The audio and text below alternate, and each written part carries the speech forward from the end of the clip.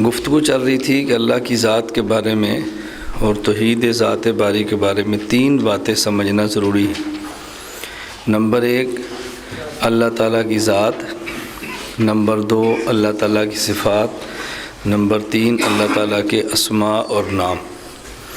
صفات کے بارے میں بات چل رہی تھی کہ اللہ تعالیٰ کی صفات 2 قسم کی ہیں، نمبر 1 محکمات، نمبر 2 متشابہات۔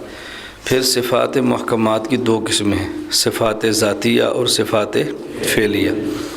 صفات ذاتیہ وہ صفات ہیں کہ اللہ رب العزت جس صفت کے ساتھ متصف ہوں لیکن اس صفت کی ضد کے ساتھ متصف نہ ہوں، جیسے حیات اللہ کی صفت ہے لیکن اس کی ضد موت اللہ کی صفت نہیں۔ اللہ صفت علم کے ساتھ متصف ہیں اور علم کی ضد جہالت کے ساتھ متصف نہیں۔ صفت قدرت کے ساتھ اللہ تعالیٰ متصف ہیں لیکن قدرت کی ضد صفت عجز کے ساتھ اللہ تعالیٰ متصف نہیں۔ تو بات یہ چل رہی تھی۔ نمبر 2 صفات فعلیہ۔ صفات فعلیہ وہ صفات ہیں کہ اللہ رب العزت ان صفات کے ساتھ بھی متصف ہوں اور ان کی اضداد کے ساتھ بھی متصف ہوں۔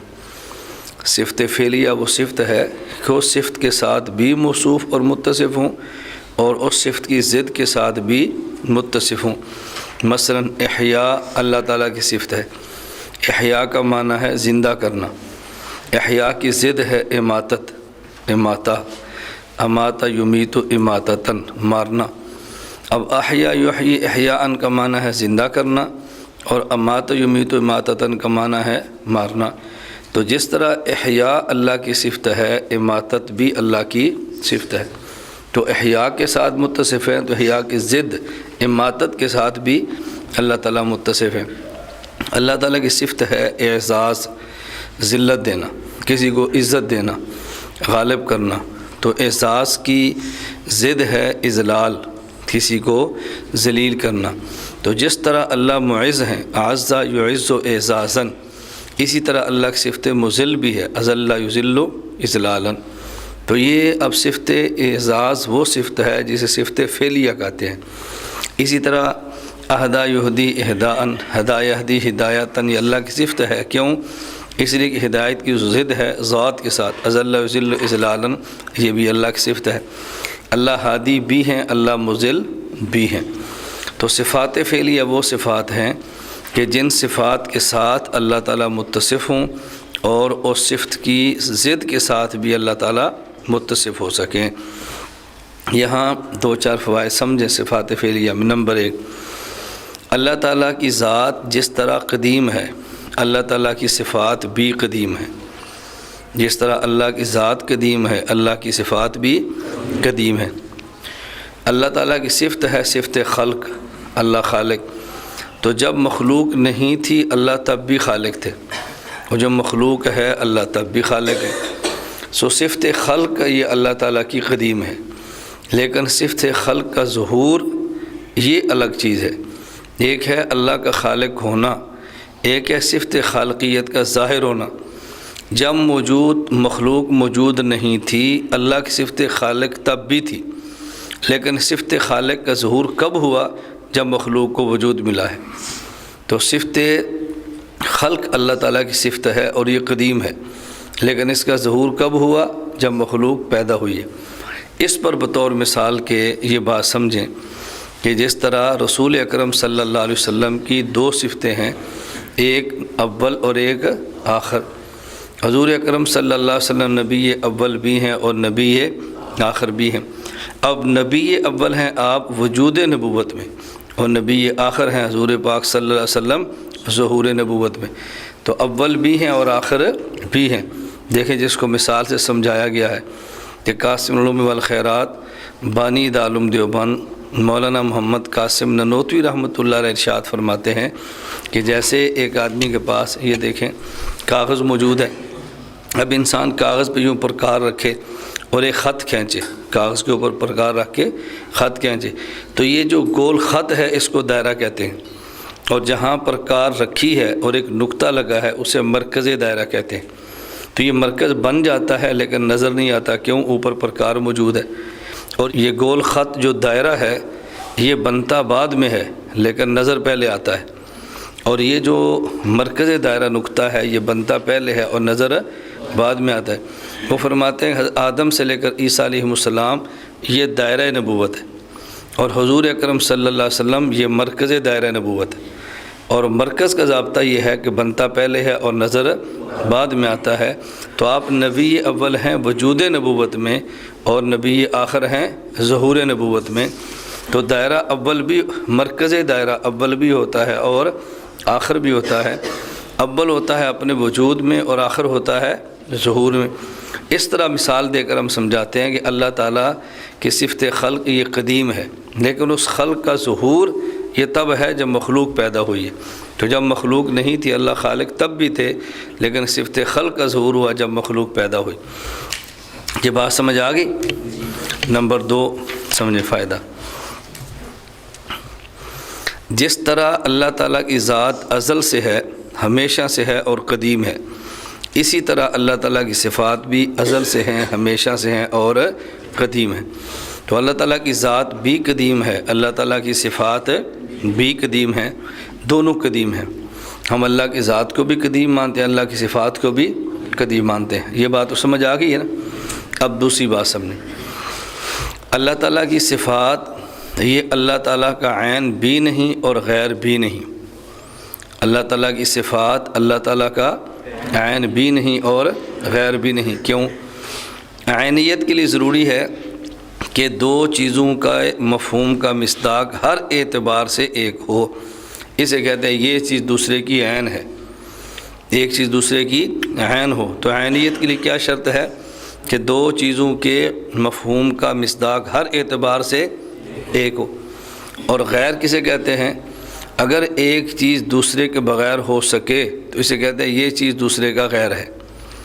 تو عینیت کے لیے ضروری ہے کہ دو چیزوں کے مفہوم کا مصداق ہر اعتبار سے ایک ہو، اور غیریت کے لیے ضروری ہے کہ ایک چیز دوسرے کے بغیر ہو سکے۔ اب ہم کہتے ہیں کہ اللہ تعالیٰ کی صفات نہ اللہ کا عین ہے اور نہ ہی اللہ کا غیر ہے۔ عین کیوں نہیں؟ اس لیے کہ صفت ذات سے ایک زائد چیز کا نام ہوتا ہے، صفت ذات سے ایک زائد چیز کا نام ہوتا ہے، اور عینیت کے لیے ضروری ہے کہ دونوں کے مفہوم کا مصداق ہر اعتبار سے ایک ہو۔ جو جب صفت ذات سے امر زائد ہوگی تو پھر مصداق ایک تو نہ ہوا نا، اس لیے ہم اس کو عین بھی نہیں کہہ سکتے۔ اور غیر کیوں نہیں کہہ سکتے؟ اس کی وجہ یہ ہے، غیریت کے لیے ضروری ہے کہ ایک چیز دوسرے کے بغیر ہو سکے۔ صفت تابع ہوتی ہے اور موصوف مطبوع ہوتا ہے، اور تابع بغیر مطبوع کے ہو نہیں سکتا۔ اور غیر کے لیے ضروری ہے کہ ایک چیز دوسرے کے بغیر ہو سکے۔ اگر صفت موصوف کے بغیر ہو سکے تو ہم کہہ دیں غیر ہے، تو جب یہ تابع مطبوع کے بغیر ہو ہی نہیں سکتا تو ہم اس کو غیر بھی نہیں کہہ سکتے۔ بات سمجھ آ گئی؟ تو اللہ کی صفات یہ تابع ہیں اور موصوف مطبوع ہے، اور تابع بغیر مطبوع کے نہیں ہو سکتا۔ اور خود اللہ کی ذات بھی بغیر صفات کے نہیں ہو سکتی۔ کیوں؟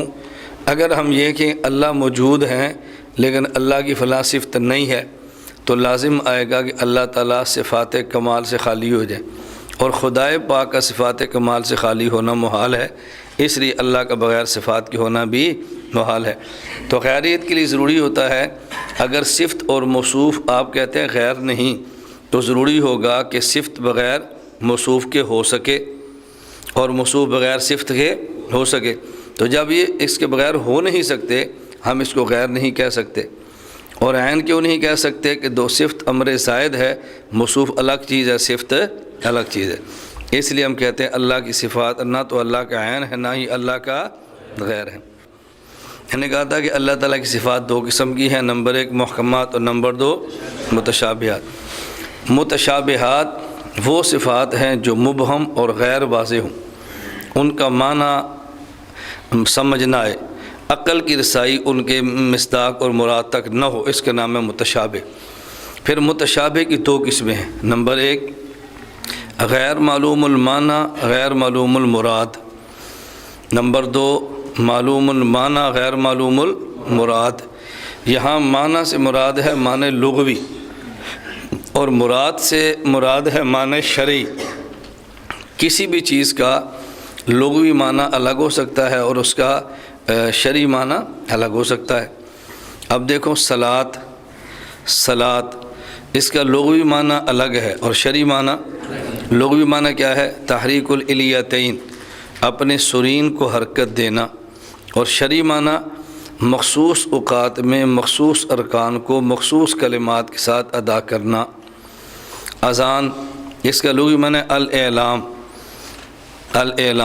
اعلان کرنا، اور شرعی معنی مخصوص کلمات کو مخصوص وقت میں ادا کرنا۔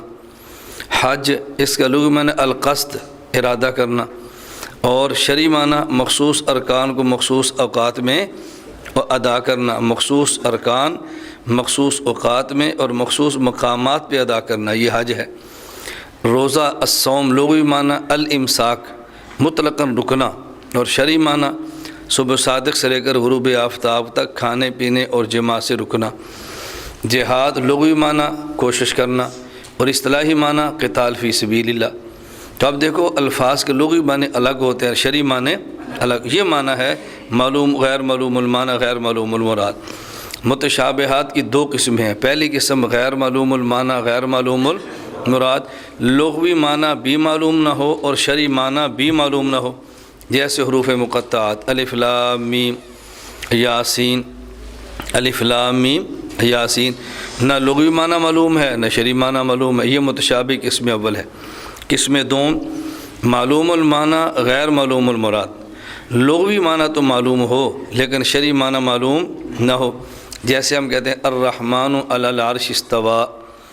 اب رحمان کا لغوی معنی مہربان، علی کا معنی اوپر، استوا کا معنی مستقر۔ اب دیکھو معلوم ہے استقرار، لغوی معنی معلوم ہے لیکن یہاں شرعی معنی کیا ہے یہ ہمیں معلوم نہیں۔ تو صفات متشابہات کی دو قسمیں ہیں، نمبر ایک غیر معلوم المعنی غیر معلوم المراد جیسے حروف مقطعات، نمبر دو معلوم المعنی اور غیر معلوم المراد، لغوی معنی معلوم ہو لیکن شرعی معنی معلوم نہ ہو، جیسے الرحمن علی العرش استوى۔ میں نے کہا یہ معنی اور مراد سے معلوم کیا تھا؟ معلوم المعنی یعنی لغوی معنی، اور مراد کا مطلب شرعی معنی۔ یہ لغوی اور شرعی کیا ہوتا ہے؟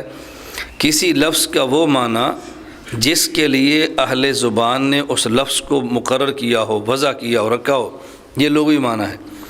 اور کسی لفظ کا اصطلاحی معنی، لفظ کا وہ معنی جو اہل قوم، اہل علاقہ یا اہل زبان، لفظ کا وہ معنی جو قوم یا اہل علاقہ اہل زبان متعین کریں، وہ لفظ کا یہ اصطلاحی معنی ہوتا ہے۔ ایک لفظ کا معنی اہل زبان نے کسی لفظ کو کسی اور معنی کے لیے بنایا ہے لیکن کبھی اس کو استعمال کسی اور میں کرتے ہیں، تو جب اس میں استعمال کریں گے اب اس لفظ کا وہ اصطلاحی معنی مراد ہوگا۔ جیسے میں نے بتایا کہ اب صلاۃ کا لغوی معنی الگ ہے لیکن شرعی معنی الگ ہے۔ اب ہم کہتے ہیں صلاۃ کے اصطلاحی معنی یہ ہے، کیوں؟ اہل فن، اہل فقہ، انہوں نے صلاۃ کا معنی مخصوص معنی کے اندر متعین کر دیا ہے۔ جہاد کا لغوی معنی الگ ہے اور اہل فقہ اہل شرع کے جہاد کا معنی بالکل الگ ہے۔ یہ عموماً اس میں خلط ملط ہوتا ہے، اور کبھی اتنا تعجب ہوتا ہے مجھے کہ میں اپنے تعجب کو الفاظ میں بیان نہیں کر سکتا۔ جب نماز ہو تو سب کہتے ہیں اس کا لغوی معنی یہ ہے، شرعی یہ ہے، روزہ ہو تو لغوی یہ ہے، شرعی یہ ہے، اسی طرح حج ہو تو لغوی یہ ہے، شرعی یہ ہے۔ اچھا جب جہاد ہو تو کہتے ہیں جہاد کا معنی ہے جس کام میں کوشش ہو جہاد ہے، کیوں؟ الجہاد والمشقۃ لغتاً۔ بھائی جس طرح صوم صلاۃ کے لیے لغوی معنی الگ ہے، شرعی الگ ہے، تو جہاد کا معنی متعین کرنے اب لغت کو کیوں استعمال کرتے ہیں؟ جہاد جوہد سے ہے، جس میں جوہد ہوگا اس میں جہاد ہے، یہ کیسے ہو سکتا ہے؟ بھائی جس میں جوہد ہوگا وہ جہاد، یہ تو لغوی معنی ہے۔ ہم نے دیکھنا ہے کہ شریعت والے جہاد کو کس معنی میں استعمال کرتے ہیں۔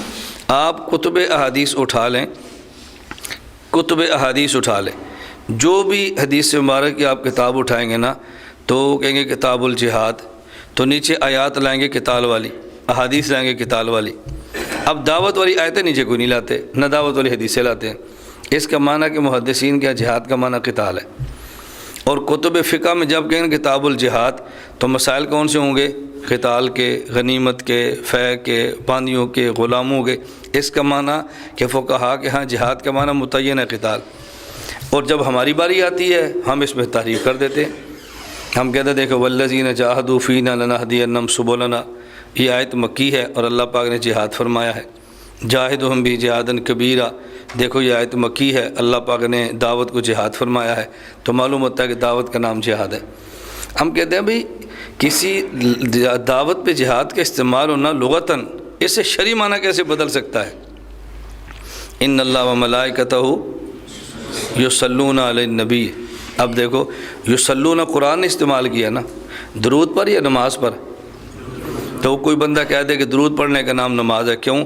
قرآن کریم میں درود کو اللہ نے یصلون فرمایا ہے، یہ تحریف ہوگی یا نہیں؟ بتاؤ نا، تحریف ہے۔ صلاۃ کے بارے میں آپ بات سننے کے لیے تیار نہیں ہیں۔ کوئی بندہ کہ یہ جو گاؤں میں اعلان ہوتا ہے کہ جو حضرات آج ہمارے گاؤں میں تازہ سبزی آئی ہے، ٹماٹر 50 روپے کلو، پیاز 95 روپے کلو، اور یہ گوبھی 60 روپے کلو، کوئی بندہ کہ یہ کیا ہو رہا ہے کہ جی اعلان، یہ اذان ہے، یہ کیا ہے؟ اذان، کیونکہ قرآن کریم نے اعلان کو اذان کہا ہے، فَأَذَّنَ مُؤَذِّنٌ أَيَّتُ الْعِيرِ، تو قرآن نے اعلان کرنے والے کو مؤذن نہیں کہا۔ تو یہ گاؤں میں کپڑے اور جوتیاں اور گوبھی کا اعلان کرتا ہے، اس کو مؤذن کہتا ہے؟ کیوں؟ حالانکہ قرآن نے مؤذن کہا ہے، آپ مؤذن نہیں کہتے۔ تو جب قرآن کریم نے اعلان پر مؤذن کا اطلاق کیا ہے تو ہم اذان دینے والے پر، اعلان کرنے والے پر مؤذن کا اطلاق کیوں نہیں کرتے؟ ہر بندہ کہے گا کہ جی وہ جو قرآن نے مؤذن کہا نا وہ لغوی اعتبار سے کہا، شرعی معنی نہیں ہے۔ حضرت لقمان علیہ السلام نے اپنے بیٹے کو وصیت کی، فرمایا وَإِن جَاهَدَاكَ عَلَىٰ أَن تُشْرِكَ، اگر والدین تیرے ساتھ جہاد کریں کہ شرک کرنا، لیکن تو پھر بھی ان کی بات نہ ماننا۔ تو اگر قرآن نے فجاہدہم میں دعوت اللہ کو جہاد کہا ہے، وَإِن جَاهَدَاكَ تو قرآن نے شرک کی محنت کو بھی تو جہاد کہا ہے نا، تو پھر تو جہاد بہت کھلا ہو گیا۔ کفر کی محنت ہو تو جہاد ہے، ایمان کی محنت ہو تو جہاد ہے۔ کیوں؟ قرآن کریم نے جس طرح ایمان کی محنت کو والذین جاہدوا جہاد فرمایا ہے، تو قرآن کریم نے کفر کی محنت کو بھی جہاد کہا ہے، وَإِن جَاهَدَاكَ عَلَىٰ أَن تُشْرِكَ۔ تو کوئی بندہ کفر کی محنت کو جہاد کہہ سکتا ہے؟ تو اگر آپ ایمان کی محنت کو جہاد کہہ کے جہاد کے فضائل اس پہ منطبق کریں گے تو پھر کوئی بندہ یہ فضائل عیسائیوں یہودیوں کو بھی دے دے گا، کیوں؟ وہ بھی محنت کرتے ہیں کفر کی، اور قرآن نے کفر کی محنت کو جہاد کہا ہے، کوئی کہنے کے لیے تیار نہیں۔ ہم کہتے ہیں والذین جاہدوا اور وَإِن جَاهَدَاكَ، یہ اللہ نے محنت پر جو لفظ جہاد بولا ہے یہ لغتاً ہے، شرعاً اس کو جہاد نہیں کہتے۔ شرعاً جہاد کا معنی متعین ہے، جسے کہتے ہیں قتال فی سبیل اللہ۔ علماء کو تو کم از کم یہ خیال کرنا چاہیے نا کہ تحریف سے بچے۔ میں 12 ساتھیوں سے کہتا ہوں مجھے 14 سال ہو گئے میں نے جہاد چھوڑا ہے اور میں جہاد نہیں کر رہا، لیکن نہ کرنے کا معنی ہے کہ میں معنی بدل دوں، خود کو نیک ثابت کرنے کے لیے جہاد پر چھری چلا دوں۔ ایک کام کرتے بھی نہیں ہیں، اور جب اپنے فتویٰ آتا ہے تو ہم جہاد کا معنی بدل دیں، یہ کتنا بڑی گمراہی اور ضلالت ہے۔ اللہ ہم سب کی حفاظت فرمائے۔ تو میں یہ بتا رہا تھا کہ معنی اور مراد کا مطلب کیا ہوتا ہے۔ آپ کو میں اس لیے بارہا کہتا ہوں بھائی مرکز میں آ کر نا شریعت کا مزاج سمجھ لیں، بس کبھی کسی عمل پہ عمل نہ کر سکیں تو اس شرعی عمل میں تعریف نہیں کرنی، خود کو فاسق کہنا ہے، خود کو فاسق کہیں، اس میں تعریف نہ کریں۔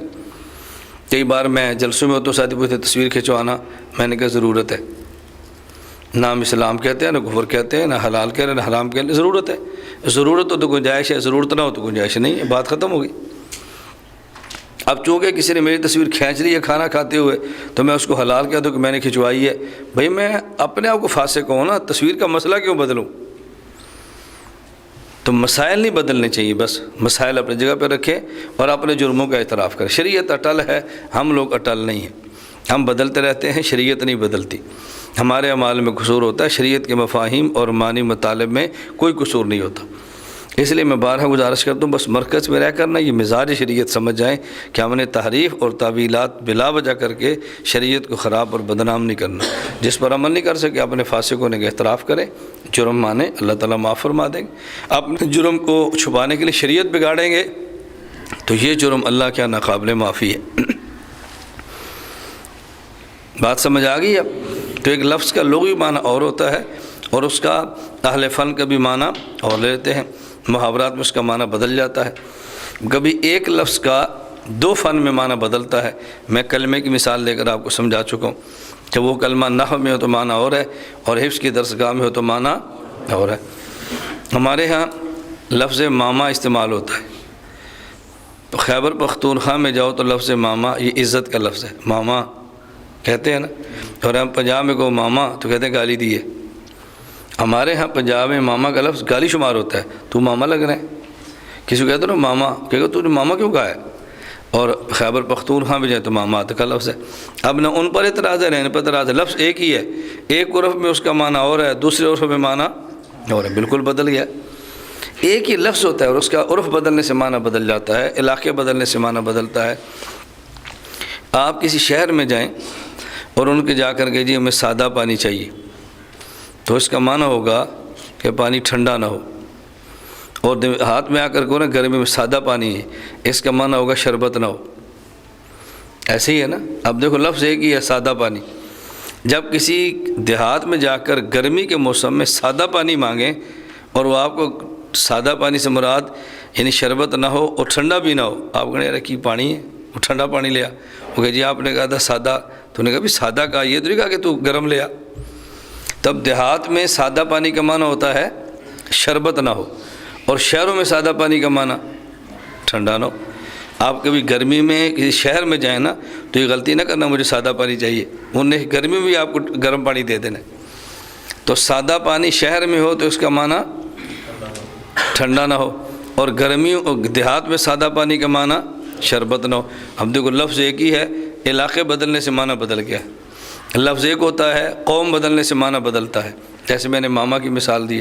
لفظ ایک ہوتا ہے، فن بدلنے سے معنی بدلتا ہے، جیسے میں نے اب کلمہ کی مثال دی.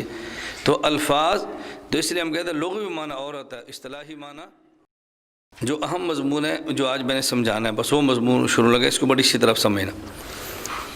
قرآن کریم میں اللہ تعالیٰ کی بعض صفات کے لیے ایسے الفاظ استعمال کیے گئے ہیں کہ جن الفاظ کا انسانی سوسائٹی میں استعمال اعضاء اور جوارح کے لیے ہوتا ہے. قرآن کریم میں اللہ کی ذات کے لیے بعض ایسے الفاظ استعمال کیے گئے ہیں جس کا انسانی معاشرے، انسانی سوسائٹی میں اس کا استعمال انسان کے اعضاء اور جوارح کے لیے ہوتا ہے. مثلا یدن، وجہ، عین، ساق. اب یہ انسان استعمال کرتا ہے. یدن ہاتھ ہے، وجہ چہرہ ہے، عین آنکھ ہے، ساق پنڈلی ہے. یہ انسانی معاشرے میں استعمال ہوتے ہیں، اور یہی لفظ اللہ کے لیے بھی استعمال کیے ہیں. تو وہ الفاظ جو انسانی معاشرے میں اعضاء اور جوارح کے لیے بولے جائیں، جب انہی الفاظ کو قرآن کریم میں اللہ کے لیے بولا جائے، اللہ نے قرآن کریم میں استعمال فرمائے، اس وقت ان کا معنی کیا ہے، ان الفاظ کا معنی کیا ہے، اس بارے میں 3 موقف ہیں. نمبر 1 متقدمین اہل سنت والجماعت کا موقف. نمبر 1 متقدمین اہل سنت والجماعت کا موقف. ان کا موقف یہ ہے التفویض ما تنزیہ اللہ تعالی عن مشابہۃ المخلوقات، کہ ہم یہ جو کلمات ہیں یدن، عین، وجہ وغیرہ، یہ کلمات اللہ کی صفات متشابہات ہیں جس کا معنی ہم کو معلوم نہیں. ہم یہ اللہ کے سپرد کرتے ہیں اس اعتقاد کے ساتھ کہ یہ اللہ تعالیٰ کی صفات ہیں اور بغیر کیفیت کے ہیں، اور ہمیں اس کا معنی بالکل معلوم نہیں ہے. بات سمجھ آ گئی؟ ان کلمات کے بارے میں متقدمین اہل سنت والجماعت کا موقف کیا ہے؟ یہ کلمات متشابہات ہیں، ہمیں ان کا معنی معلوم نہیں. ہم یہ اللہ کے سپرد کرتے ہیں کہ اس کا معنی کیا ہے اللہ ہی جانتے ہیں، لیکن یہ اعتقاد رکھتے ہیں کہ یہ صفات ہیں لیکن مخلوق سے بالکل مشابہ نہیں ہے، مخلوق جیسی نہیں ہے. ید ہے، مخلوق جیسا نہیں، لیکن ید کا معنی کیا ہے؟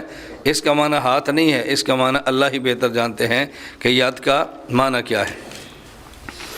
یہ میں اس لیے کہہ رہا ہوں کہ اس کو بہت اچھی طرح آپ نے سمجھنا ہے.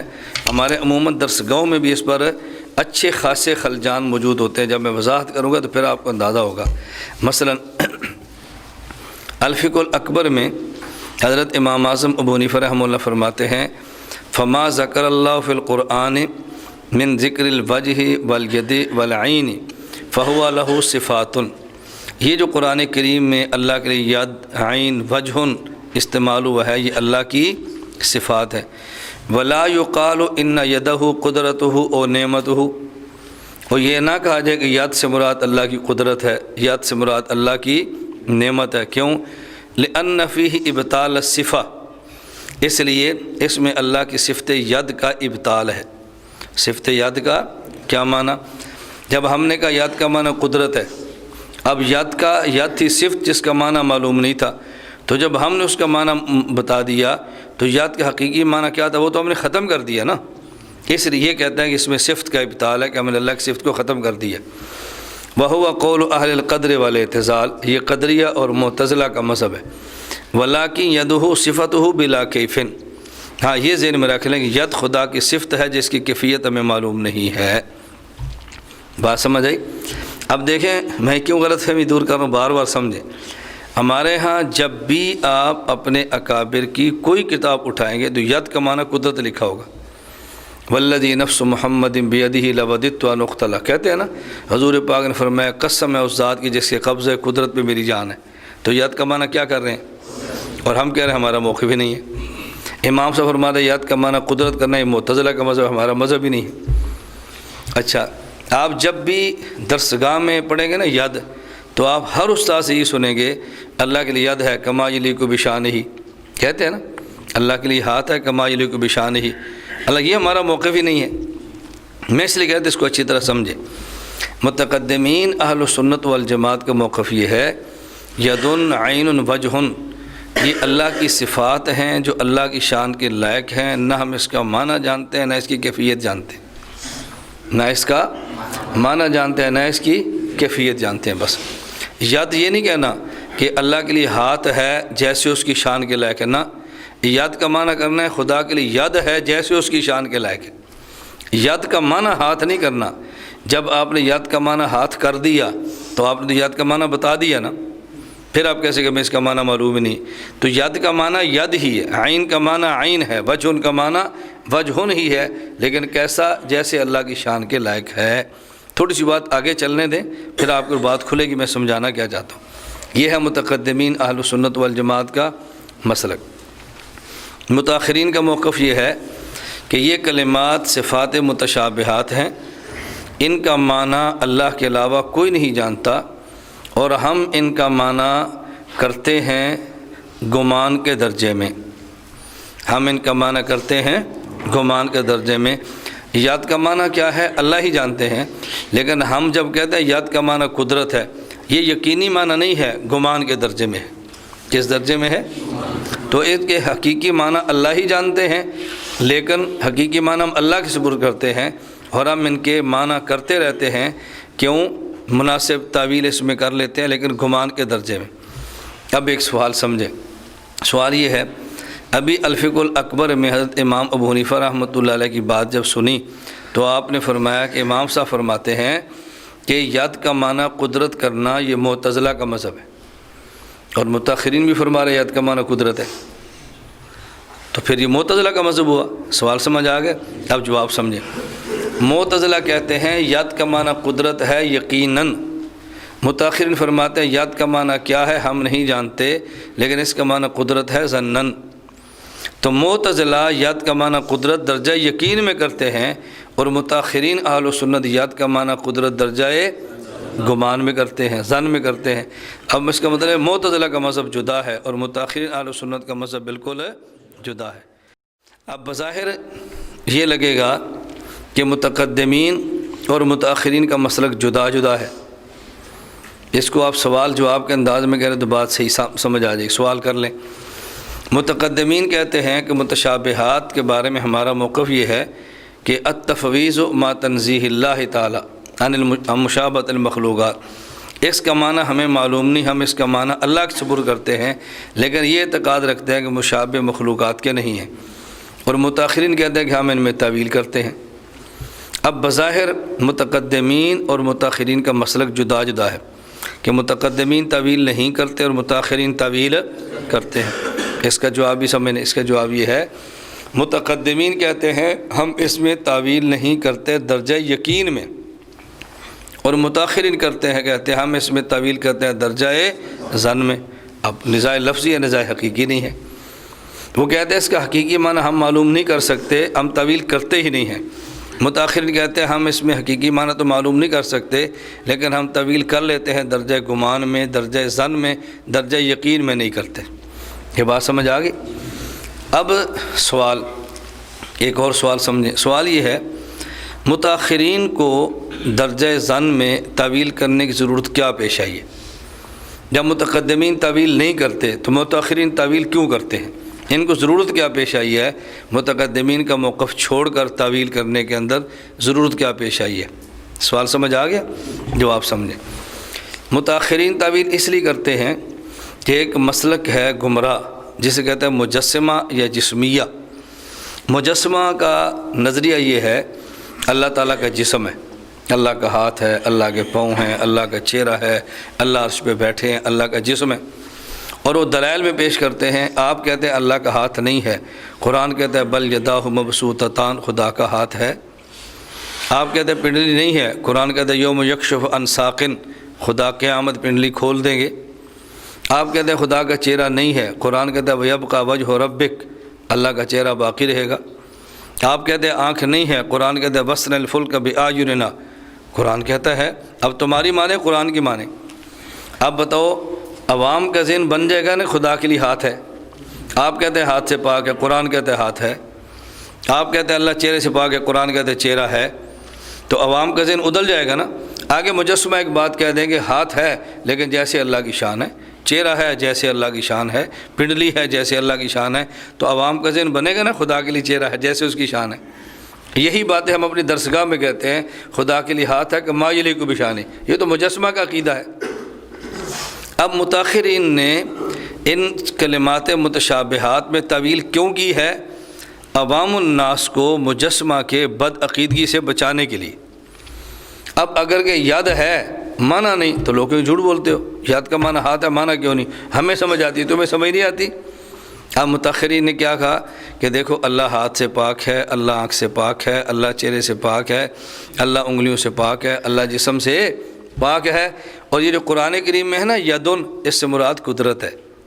یہ جو قرآن کریم میں اللہ کے لیے آنکھ ہے، اس سے مراد حفاظت ہے۔ یہ قرآن میں ہے نا اللہ کا چہرہ ہے، اس سے مراد اللہ کی ذات ہے۔ یہ جو قرآن میں نا اللہ کی پنڈلی ہے، اس سے مراد اللہ کی طاقت ہے۔ اب دیکھو عوام کا ذہن بن گیا نا۔ تو جب اس کی مراد آپ درجہ گمان میں بھی بیان نہیں کریں گے تو عوام گمراہ ہو جائے گی۔ متقدمین کے دور میں فتنہ نہیں تھا تو انہیں فرمایا تعویل کرنا ٹھیک نہیں ہے۔ متاخرین کے دور میں فرقہ مجسمہ فتنہ آ گیا، ان نے عوام کو فتنے سے بچانے کے لیے درجہ ظن میں ان کی تعویل کر دی ہے۔ درجہ ظن میں ان کی تعویل کر دی ہے۔ اب بات کھل گئی ہے نا، درجہ ظن میں تعویل کر دی ہے۔ ابن الحمام رحمۃ اللہ علیہ المسایرہ مع المسامرہ اس میں فرماتے ہیں ھذا التعویل لہذ الالفاظ لما ذکرنا من صرف فہم العامۃ عن الجسمیہ، یہ جو ہم نے الفاظ کے اندر تعویل کی ہے نا، یہ عوام کو مجسمہ کے فتنے سے بچانے کے لیے کی ہے۔ اس لیے فرمایا وَهُوَ يُمْكِنُ أَن يُرَادَ وَلَا يُجْزَمَ بِإِرَادَتِهِ، اس لیے ہم اس کا ہوا یمکن ممکن ہے یہ معنی لیں لیکن جزم نہ کریں۔ درجہ یقین میں ہم معنی یہ نہیں لیتے، البتہ درجہ ظن میں لیتے۔ اب بات آپ کو سمجھ آ گئی ہے نا ساری؟ تو متقدمین اہل سنت والجماعت کا موقف کیا ہے کہ ہم ان کلمات کو صفات متشابہات سمجھتے ہیں اور اس کا معنی اللہ کے سپرد کرتے ہیں، لیکن یہ اعتقاد ہے کہ یہ جو بھی صفات ہیں مخلوق کے مشابہ ہرگز نہیں ہیں۔ متاخرین کہتے ہیں کہ ہم اس میں حقیقی معنی اللہ کو معلوم ہے، ہم درجہ ظن میں اس میں تعویل کر کے معنی بیان کر لیتے ہیں تاکہ عوام کو مجسمہ فتنے سے بچا سکے۔ اور معتزلہ کا اعتقاد وہ تعویل کرتے ہیں لیکن درجہ یقین میں کرتے ہیں۔ تو اصل دو مسلک تھے، متقدمین کا اور متاخرین کا۔ آگے بطور یہ جو ہم نے کہا متاخرین تعویل کرتے ہیں، ضرور سمجھ آ گئی۔ پھر ہم بطور تائید کے بات کہتے ہیں اگرچہ متقدمین کا مسلک یہی ہے کہ اس میں تعویل نہیں کرنی چاہیے، متاخرین نے تعویل کی ہے امت کو مجسمہ کی فتنہ سے بچانے کے لیے، لیکن بعض متقدمین سے بھی تعویل کرنا ثابت ہے، یہ متاخرین کی ذاتی رائے نہیں ہے۔ بعض متقدمین سے بھی تعویل کرنا ثابت ہے۔ قرآن کریم میں ہے یوم یکشف عن ساق، حضرت عبداللہ بن عباس رضی اللہ عنہ فرماتے ہیں ساقن کا معنی ہے عن شدت، فتح الباری، باب قول اللہ عز وجل وجوہ یومئذ ناظرہ۔ قرآن کریم میں ہے والسماء بنیناہا بأید وإنا لموسعون۔ اللہ فرماتے ہیں ہم نے آسمان کو بنایا کیس سے؟ ایدن۔ کہتے ہیں اس کا ترجمہ کیا ہے؟ بقوتن، تفسیر جامع البیان للطبری، کہ ہم نے اپنی طاقت سے آسمان کو بنایا، اپنی قوت سے بنایا ہے۔ یہ بات سمجھ آ گئی ہے؟ آگے صرف ایک فائدہ سن لیں کہ یہ جو ہم کہتے ہیں متقدمین، متاخرین، سلف اور خلف، یہ دو جملے بولتے ہیں نا، یہ سلفی ہے، یہ خلفی ہے، یہ متقدم ہے، یہ متاخر ہے، ہم بولا کرتے ہیں حد فاصل کیا ہے، کون سے لوگ سلف ہیں، کون سے خلف ہیں، متقدمین کون ہیں، متاخرین کون ہیں۔ اس میں کئی اقوال ہیں، لیکن جس قول کو ترجیح دی گئی ہے وہ قول علامہ ذہبی کا ہے میزان الاعتدال میں، فالحد الفاصل بین المتقدم والمتاخر هو رأس سنۃ 300۔ 300 سال ہجری سے پہلے والے متقدمین ہیں اور 300 سال ہجری کے بعد والے متاخرین ہیں، تو وہ متقدمین ہیں اور یہ متاخرین ہیں۔ غیر مقلدین کا موقف یہ ہے کہ ید، عین، ساکن وغیرہ کے حقیقی معنی مراد ہیں۔ ایک حوالہ مندی عقیدہ مسلم، یہ محمد یحییٰ گوندلوی صاحب کی کتاب ہے عقیدہ مسلم، تو ان کا قول یہ ہے کہ ید کا معنی ہاتھ ہے، وجن کا معنی چہرہ ہے، عین ان کا معنی آنکھ ہے۔ آگے جب ہم کہتے ہیں نا کہ یہ تو مخلوق کی صفتیں ہیں، اس سے بچنے کے لیے وہ کیا جواب دیتے ہیں؟ ہاتھ ہے جیسے اللہ کی شان کے لائق ہے۔ اب آپ کو میں بارہ کہتی ہوں، بات سمجھ آ گئی کہ یہ جو ہم کہتے ہیں خدا کے لیے ہاتھ ہے کہ مائل کی بشانی، یہ اہل سنت والجماعت کا مسلک ہے، نہ متقدمین کے نہ متاخرین کے، غیر مقلدین کے۔ اور کتنی اہم بات ہے۔ اچھا، یہ جو ہم کہتے ہیں خدا دست قدرت سے بنایا، یہ اصل مسلک اگر درجہ یقین میں ہو تو پھر کس کا ہے؟ معتزلہ کا، اور درجہ گمان میں ہو تو پھر معتزلہ، پھر متاخرین کا۔ اس لیے ہم کہتے ہیں ید کا معنی کیا ہے؟ اللہ ہی جانتے ہیں۔ عین کا معنی کیا ہے؟ اللہ ہی جانتے ہیں۔ یہ خدا کی صفت ہے کہ جس کو اللہ کے علاوہ کوئی نہیں جانتا۔ غیر مقلدین کہتے ہیں کہ ید، عین، وجہ ان کے حقیقی معنی مراد ہیں، اور بچنے کے لیے وہ کہہ دیتے ہیں کہ اللہ کی شان کے لائق، خدا کا ہاتھ ہے جیسے اللہ کی شان ہے، خدا کا چہرہ ہے جیسے اللہ کی شان ہے، خدا کی آنکھ ہے جیسے اللہ کی شان ہے، وہ یوں کہتے ہیں۔ اب ہمارے موقف پہ دلائل سنیں اور کہ ہمارا موقف کتنا مضبوط ہے۔ نمبر 1، قرآن کریم میں ہے قل هو اللہ احد اللہ الصمد، اور صمد کا معنی الذی لا یحتاج الی احد ویحتاج الیہ کل احد، تفسیر مدارک۔ اللہ تعالیٰ دنیا میں کسی کا محتاج نہیں اور اللہ کا ہر کوئی محتاج ہے۔ اللہ دیکھتے ہیں لیکن دیکھنے کے لیے آنکھ کے محتاج، اللہ بولتے ہیں لیکن بولنے کے لیے زبان کے محتاج نہیں، اللہ پکڑتے ہیں لیکن پکڑنے کے لیے ہاتھ کے محتاج نہیں۔ اب بات سمجھ آ گئی؟ جب اللہ کسی کے محتاج ہی نہیں ہیں تو آپ کو ید، عین، وجن اللہ کے لیے ثابت کرنے کی ضرورت کیا ہے؟ ہاتھ اسے چاہیے نا جو پکڑنے میں ہاتھ کا محتاج ہو، آنکھ اسے چاہیے جو دیکھنے میں آنکھ کا محتاج ہو، زبان اسے چاہیے جو بولنے میں زبان کا محتاج ہو۔ تو جب اللہ کی ذات کسی کے محتاج ہی نہیں ہے تو پھر اللہ تعالیٰ کو جسم اور اعضائے جسم کی ضرورت بھی نہیں۔ اللہ دنیا میں موجود ہیں لیکن موجود ہونے کے لیے جسم کے محتاج نہیں ہیں، تو اللہ تو جسم کا محتاج ہی نہیں ہے، تو جسم ثابت کی ضرورت کیا ہے؟ اللہ اعضاء کے محتاج ہی نہیں، تو اعضاء ثابت کرنے کی ضرورت کیا ہے؟ تو اللہ تعالیٰ اعضاء اور اللہ تعالیٰ جسم اور اعضائے جسم سے پاک ہے، اس لیے کہ اللہ الصمد ہیں، وہ دنیا میں کسی کے محتاج نہیں۔ نمبر 2، ہر بندہ یہ بات کہتا ہے کہ متشابہ کی 2 قسمیں ہیں۔ نمبر 1، غیر معلوم المعنی، غیر معلوم المراد۔ نمبر 2، معلوم المعنی اور غیر معلوم المراد۔ اب بات سمجھنا، اگر غیر مقلدین کی بات کو مان لیا جائے تو پھر متشابہ کی 3 قسمیں ہو جائیں گی۔ کیوں؟ وہ کہتے ہیں یدن، اس کا لغوی معنی ہمیں معلوم ہے، ہاتھ ہے، اور یہاں ید سے کیا مراد ہے؟ ہاتھ۔ تو لغوی معنی بھی معلوم ہے، شرعی معنی بھی معلوم ہے، اور معلوم کیا نہیں ہے؟ کیفیت، کہ ہاتھ کیسا ہے یہ نہیں پتہ۔ تو متشابہ کی 3ری قسم نکل آئی، معلوم المعنی اللغوی، معلوم المراد شرعی، مجہول الکیفیت، اور اس کا دنیا میں کوئی بھی قائل نہیں ہے۔ اس کا دنیا میں، جسے ہم سمجھانے کے لیے کہتے ہیں متشابہ کی 3 قسمیں ماننا باطل ہے، اور مستلزم باطل بھی باطل ہوتا ہے۔ یہ 3 قسمیں کیوں آئی ہیں؟ اس لیے کہ ہم نے ید اور وجہ کا حقیقی معنی مان لی ہے۔ اگر حقیقی معنی نہ مانے تو پھر 3 قسمیں ثابت نہیں ہو سکتی۔ دلیل سمجھ آ گئی؟ متشابہ کی دو قسمیں ہیں، نمبر ایک معلوم المعنی یعنی لغوی، اور معلوم المعنی غیر معلوم المراد، نمبر دو غیر معلوم المعنی اور غیر معلوم المراد۔ اگر ہم کہیں یدن کا معنی ہاتھ، عین کا معنی آنکھ، وجہ کا معنی چہرہ، ساق کا معنی پنڈلی، اگر حقیقی معنی مراد لیں پھر متشابہ کی تین قسمیں ہو جائیں گی۔ لغوی معنی بھی معلوم ہے کہ ید ہاتھ کو کہتے ہیں، اور یہ شرعی معنی بھی معلوم ہے کہ یا مراد ہاتھ ہے، اور کیا معلوم نہیں ہے؟ کیفیت معلوم نہیں ہے، تو پھر تین قسمیں ہو جائیں گی، اور تیسری قسم ہوگی معلوم المعنی، معلوم المراد، غیر معلوم الکیفیت، مجہول الکیفیت، اور دنیا میں تین قسموں کا کوئی بھی قائل نہیں۔ نمبر تین، ایک ہے جنس اور ایک ہے نوع، ایک ہے جنس اور ایک ہے نوع۔ جنس کسے کہتے ہیں؟ ہوا کلی مقول علی مختلف الحقائق، اور یہ جنس ہے۔ تو جنس ایک ایسی کلی ہے کہ جس کے تحت مختلف الحقائق کلیاں ہوتی ہیں، یہ جنس ہے، جس کے تحت کئی انواع ہوتی ہیں۔ لیکن یہ ضابطہ ہے کہ جنس کا وجود نوع کے وجود کے ضمن میں پایا جاتا ہے۔ کوئی نوع ایسی نہیں ہوتی کہ جس میں جنس کا وجود ہی نہ ہو، نوع بن جائے۔ مثلا حیوان ہے، یہ جنس ہے، اور انسان اس کی ایک نوع ہے، اور گدھا ایک نوع ہے، جانور۔ دیکھو اب ایک ہے حیوان اور ایک ہے انسان۔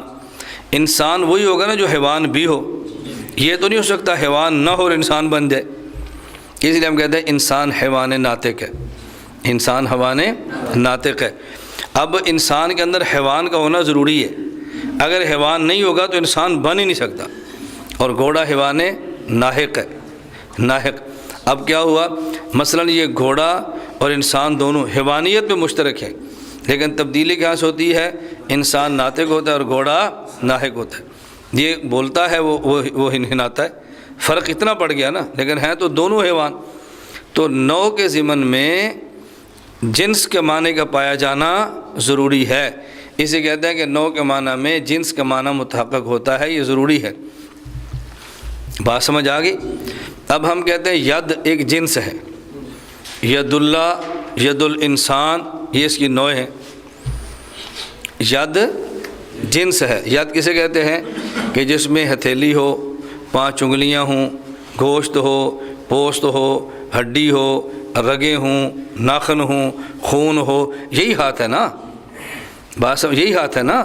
اب ہم کہتے ہیں ایک ہے ید، یہ جنس ہے، اور اس کے لیے نوع کیا ہے؟ ایک ید اللہ اور ایک ید الانسان۔ اور نوع کے ضمن میں جنسی معنی ہونا ضروری ہے۔ جب آپ کہتے ہیں کہ ید اللہ سے مراد حقیقی ید ہے، تو حقیقی ید میں تو انگلیاں ہوتی ہیں، حقیقی ید میں تو خون ہوتا ہے، حقیقی ید میں تو ہڈیاں ہیں، اس میں تو رگیں ہیں، اس میں تو پورے ہیں، بات سمجھ آ رہی ہے؟ اور یہ جو حقیقی ید ہے یہ حادث ہے۔ اگر آپ کہتے ہیں کہ خدا کے لیے ید ہے اور ید سے مراد کیا ہے؟ حقیقی، اب معنی کیا ہوگا؟ ید اللہ خدا کا ہاتھ ہے لیکن حقیقی، کما یلیق بشانی تو بعد میں ہے نا، ہاتھ تو یہی ہے نا، ہاتھ تو یہی ہے، اور یہ حادث ہے۔ اگر ہم اللہ کے لیے یدن کا حقیقی معنی ثابت کریں تو اللہ کا حادث ہونا لازم آئے گا، جبکہ اللہ حادث نہیں بلکہ اللہ قدیم ہے۔ غیر مقلدین کا موقف یہ ہے کہ ان کلمات متشابہات کے حقیقی معنی مراد ہیں، لیکن ہمیں اس کی کیفیت معلوم نہیں ہے۔ ہم کہتے ہیں پھر تناقض ہو جائے گا، یہ بات ماننے سے تناقض کیوں؟ آپ نے کہا ید سے مراد حقیقی ہے، تو جو حقیقی ہے اس کی کیفیت ہمیں معلوم ہے کیسا ہوتا ہے، وہ تو معلوم ہے۔ آپ کہتے ہیں اللہ کے لیے عین آنکھ ہے اور حقیقی آنکھ ہے، حقیقی آنکھ تو ہمیں پتہ کیسے ہے، وہ تو مجہول کیفیت ہے ہی نہیں۔ تو جب آپ ید کا معنی حقیقی بھی لیں اور مجہول کیفیت بھی لیں تو تعارض ہوگا، تناقض ہوگا۔ کیوں؟ جو ید حقیقی ہے وہ معلوم الکیفیت ہے، وہ معلوم الکیفیت ہے۔ آپ کہیں یا ید کا معنی حقیقی معنی ہے لیکن مجہول الکیفیت ہے، ید کا حقیقی معنی مجہول الکیفیت نہیں ہے، وہ معلوم الکیفیت ہے۔ تو جب ید کا حقیقی معنی لیں گے اور پھر مجہول کیفیت کہیں گے تو یہ تناقض و تعارض ہوگا، کیونکہ ید کا حقیقی معنی مجہول نہیں بلکہ معلوم الکیفیت ہے۔ یہ بات سمجھ آ گئی؟ چلیں پانچویں بات دیکھیں۔ غیر مقلدین کا موقف یہ ہے کہ اللہ کے لیے ید ہاتھ ہے، اللہ کے لیے پنڈلی ہے، آنکھ ہے، چہرہ ہے، بات سمجھنا، لیکن کیفیت ہمیں معلوم نہیں ہے، کیفیت ہمیں معلوم۔ ہم کہتے ہیں اگر اللہ تعالیٰ کی صفات کے لیے آپ کیفیت ثابت کریں، خواہ وہ کیفیت مجہول ہی کیوں نہ ہو، یہ جائز نہیں۔ کیوں؟ اس لیے کیفیات ہمیشہ ہوتی ہیں اجسام کی، اور اللہ جسم سے پاک ہے۔ کیفیات کس کی ہوتی ہیں؟ اجسام، اللہ جسم سے پاک ہے۔ یہ بات اچھی طرح سمجھیں۔ غیر مقلد اگر کہے کہ اللہ کے لیے ید ہے لیکن مجہول الکیفیت، کیفیت تو ہو گئی نا، اگرچہ مجہول ہے۔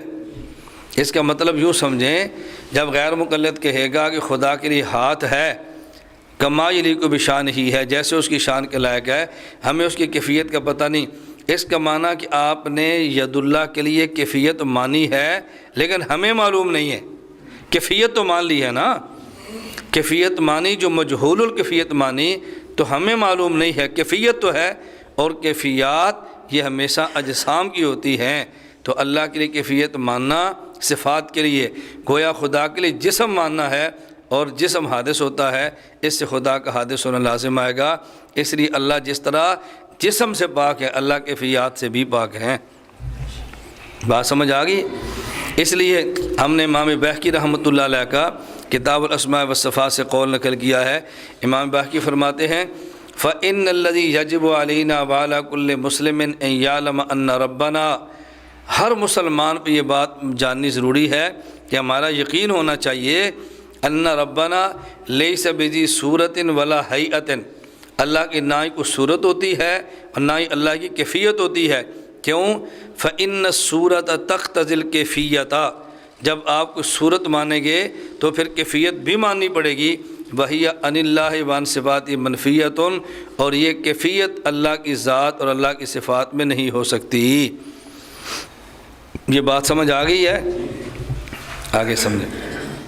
اب ایک اشکال، اس کا جواب سمجھیں۔ یہ اشکال بڑا وزنی ہے۔ اشکال کیا ہے؟ ہم نے کہا کہ اللہ کے لیے صفات، اللہ کے لیے کیفیت ثابت کرنا ٹھیک نہیں ہے۔ کیوں؟ کیفیت ہوتی ہے اجسام کی، اللہ اجسام سے پاک ہے، تو کیفیت کیسے ثابت ہو؟ اشکال یہ ہے، حضرت امام مالک رحمۃ اللہ علیہ سے پوچھا گیا الرحمن علی العرش استوى وکیف استواءہ، اللہ کے بارے میں جو قرآن کریم میں اللہ مستوی علی العرش ہے، تو اللہ کا استواء کیسے ہے؟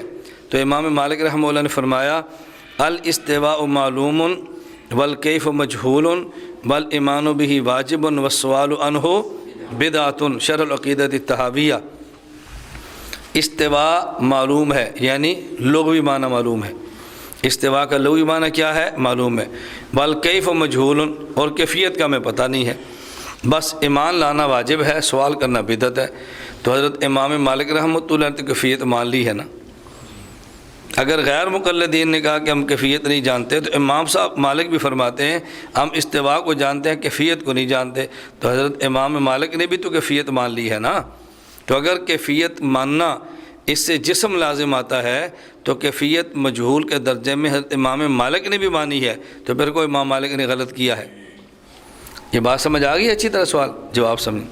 جواب یہ ہے کہ جب امام مالک رحمۃ اللہ علیہ سے پوچھا گیا ثم استوى علی العرش وکیف استواءہ، تو حضرت امام مالک رحمۃ اللہ علیہ نے جواب دیا تھا، وہ یہ نہیں ہے جو نقل کیا ہے۔ یہ جواب حضرت امام مالک سے سند کے ساتھ ثابت نہیں ہے۔ حضرت امام مالک رحمۃ اللہ علیہ کے جو شاگرد ہیں اولین درجے کے، وہ اس بات کو نقل ہی نہیں کرتے۔ ان کا موقف یہ ہے کہ حضرت امام مالک رحمۃ اللہ علیہ نے یہ نہیں فرمایا تھا، بلکہ امام مالک نے اور فرمایا تھا۔ امام مالک نے کیا فرمایا تھا؟ حضرت عبداللہ بن وہب فرماتے ہیں امام مالک تشریف فرماتے، تو ان سے کسی نے پوچھا یا ابا عبداللہ، امام مالک سے، الرحمن علی العرش استوى کیف استواءہ، اللہ کی استواء کیا کیفیت ہے؟ کہ حضرت امام مالک رحمۃ اللہ سر جھکا لیا، امام صاحب پہ پسینہ آ گیا، یعنی بہت سخت امام صاحب کو تکلیف ہوئی، اور پھر آپ نے سر اٹھایا، فرمایا الرحمن علی العرش استوى کما وصف نفسہ، اللہ عرش پر مستوی ہے جیسا کہ اللہ نے قرآن میں بتا دیا ہے۔ لا یقال کیف، یہ نہ پوچھو کیف کیسے ہیں، وکیف عنہ مرفوع، کیفیات خدا کی ذات میں نہیں ہوتی، کیفیات خدا کی ذات میں نہیں ہوتی۔ تو حضرت امام مالک کا جو صحیح جواب ہے وہ یہ نہیں ہے بل کیف عنہ مجہول، اصل جواب یہ ہے لا یقال کیف و کیف عنہ مرفوع۔ امام مالک رحمۃ اللہ تو کیفیات کے قائل ہی نہیں ہے، اس لیے وہ جملہ امام مالک سے ثابت نہیں۔ صحیح جملہ جو ثابت ہے وہ یہ ہے، امام صاحب کیفیات کے قائل نہیں۔ اسی طرح امام ابو بکر باقی رحمۃ اللہ علیہ نے کتاب الاسماء والصفات میں اور امام ابن حجر رحمۃ الفتح الباری میں وکان عرشہ علی الماء کے تحت حضرت امام اوزاعی، امام مالک، امام سفیان ثوری، امام لیث بن سعد سے یہ ولید بن مسلم کے طریق سے نقل کیا گیا ہے کہ جب ان حضرات سے پوچھا گیا کہ احادیث میں جو اللہ تعالیٰ کی صفات کا ذکر آتا ہے تو اس سے مراد کیا ہے، ان حضرات نے کہا امروہا کما جاءت بلا کیفیت، یہ احادیث جیسے آئی ہیں ویسے ہی بیان کرو اور بغیر کیفیت کے بیان کرو۔ تو حضرت امام مالک رحمۃ اللہ علیہ قطعاً کیفیت کے قائل نہیں تھے، تو امام صاحب کے اوپر یہ الزام ہے امام مالک کیفیت کے قائل نہیں تھے۔ میں جدہ میں تھا، غیر مقلد مجھے ملا تو اس نے کہا کہ مولانا صاحب مجھ سے اس نے سوال کیا الرحمن علی العرش استویٰ، اس کے بارے میں آپ کیا کہتے ہیں، اس کے بارے میں آپ کیا کہتے ہیں؟ میں نے کہا اللہ کی صفت ہے جس کا معنی ہمیں معلوم نہیں۔ مجھے کہتا ہے امام مالک تو فرماتے ہیں الاستواء معلوم، آپ کہتے ہیں معلوم نہیں ہے۔ تو میں نے اس کو یہ نہیں کہا امام مالک سے جملہ ثابت نہیں ہے، میں نے کہا امام صاحب کی پوری بات آپ سنائیں گے یا چوتھا حصہ سنائیں گے؟ امام مالک کی پوری بات سنائیں گے یہ چوتھا حصہ؟ میں نے یہ نہیں کہا یہ جملہ ثابت نہیں، میں نے کہا جو اس کے دماغ میں نے اس کو اسی سے پکڑو۔ میں نے کہا امام مالک کا چوتھا حصہ سنائیں گے یہ پوری بات؟ کہتا جی پوری بات کیا ہے؟ میں نے کہا تم بتاؤ نا، الاستواء معلوم کے آگے بھی کچھ ہوگا نا۔ کہتا جی امام صاحب فرماتے ہیں الاستواء معلوم، آگے والکیف مجہول والایمان بہ واجب والسؤال عنہ بدعۃ۔ میں نے کہا تو بدعت ہی ہے؟ کہتا نہیں۔ تو میں نے کہا کیوں سوال کیا؟ چپ ہو گیا۔ جی آپ بتائیں۔ میں نے کہا نہیں، پہلے تو کیا میں بدعتی ہوں، پھر میں جواب دیتا ہوں میں تو بدعتی نہیں ہوں۔ میں نے کہا کیوں پوچھتا ہے پھر؟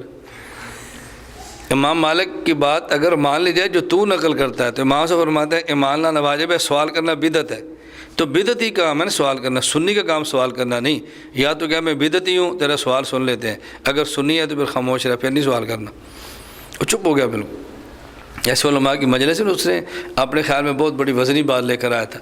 میں آپ کو بار بار کیوں کہتا ہوں موقف سمجھو، موقف اپنی بات آپ پر کھل جائے نا پھر آپ پریشانی ہوگے۔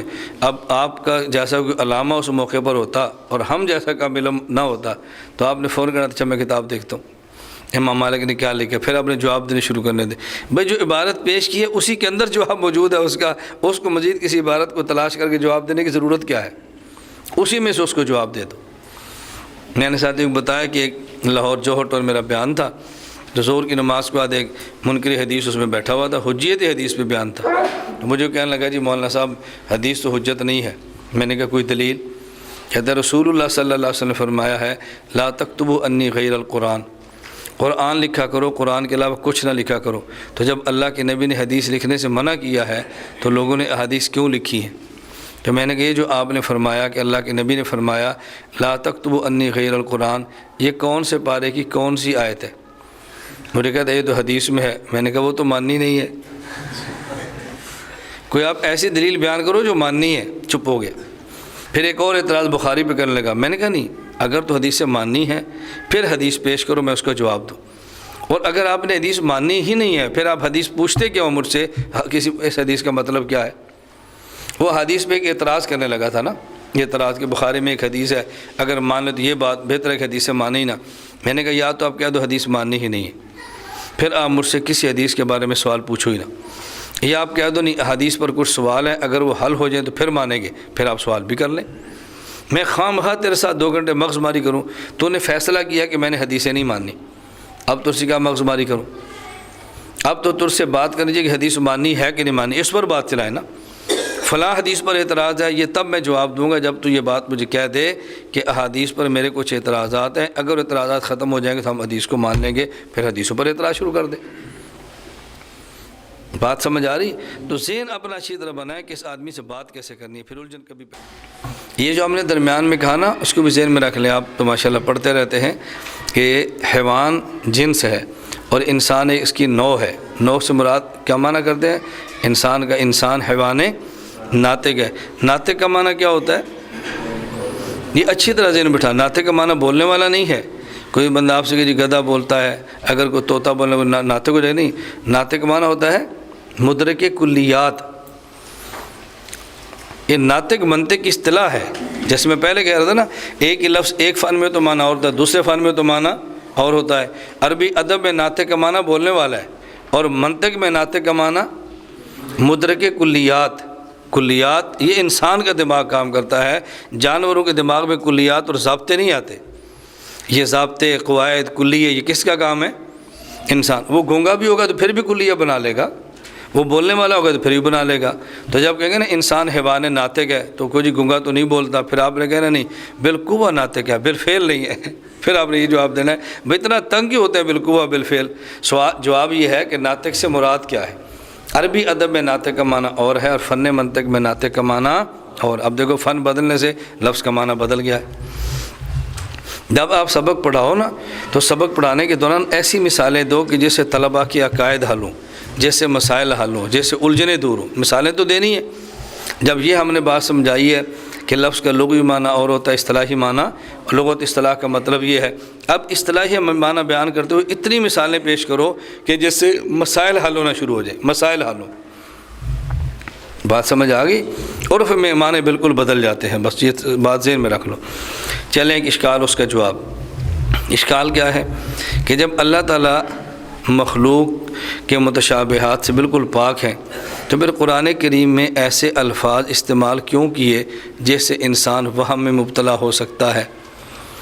ید، عین، وجہ، ایسے الفاظ استعمال کیوں کیے ہیں جیسے انسان وہم کے اندر مبتلا ہو سکتا ہے؟ جواب، علامہ ابن جوزی رحمۃ اللہ علیہ نے دفع شبہ تشبیہ میں اس کا جواب دیا ہے کہ انسانی طبیعت پر محسوسات اتنے غالب آ گئے تھے کہ محسوسات کے بغیر انسان اپنے خدا کو بھی سمجھ نہیں سکتے تھے۔ انسانی طبیعت پہ محسوسات اتنے غالب ہو گئے کہ محسوسات کے بغیر انسان کے لیے اپنے خدا کو سمجھنا بھی مشکل تھا۔ موسیٰ علیہ السلام کی قوم نے کہا تھا اجعل لنا الہا کما لہم آلہہ، جیسے دیکھو ان کا خدا نظر آتا ہے نا، ہمیں بھی ایسا خدا دے جو نظر آئے، ایسا خدا بتا جو نظر آئے۔ محسوسات غالب آ گئے۔ مشرکین مکہ نے سوال کیا اللہ کیا ہے؟ ملا، اللہ ہے کیا؟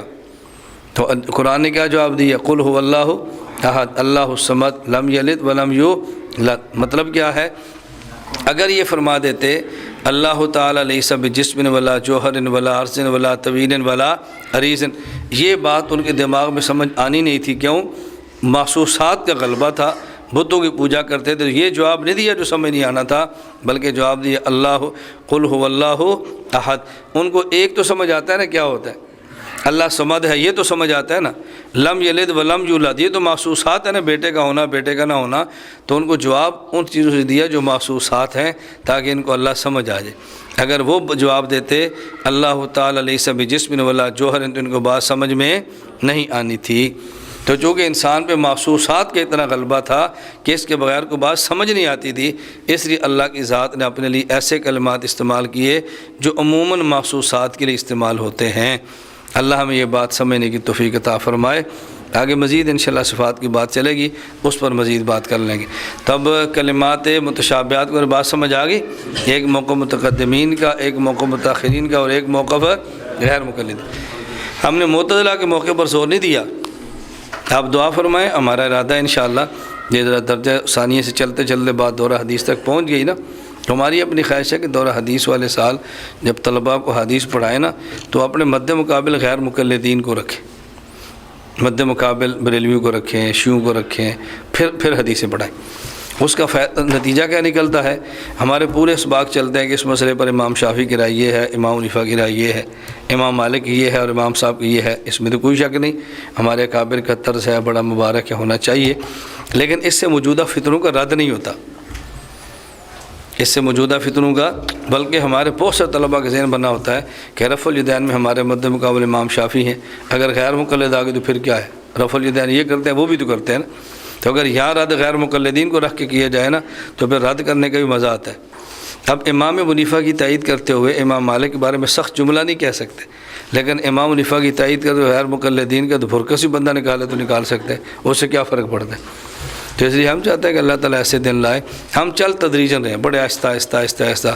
پہلے ہماری خواہش تھی کہ مبلغ تیار ہو جائیں جو دنیا میں کام کریں. اس کے لیے ہم نے مشورہ کیا تھا کہ تقریباً 10 سال تک ہم تخصصی چلائیں، درجہ کتب شروع نہ کریں، تاکہ ہر سال فضلاء ملک میں پھیلے، ہر سال فضلاء ملک میں پھیلے.